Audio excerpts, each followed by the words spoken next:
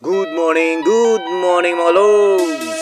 Ayan po, sit up tayo ng dalawang spad ng isang crane guards, ang offshore B.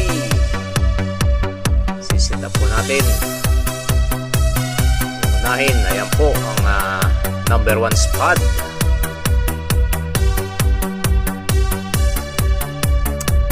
Ingat.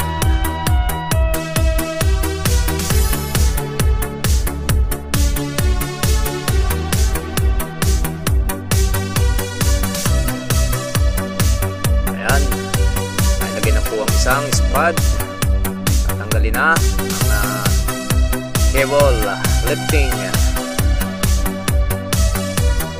Yung isa naman po ang spad number 2 ang ating ilalagay.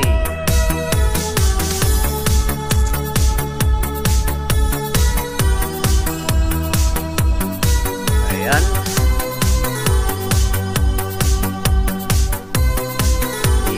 Kamay, safety first.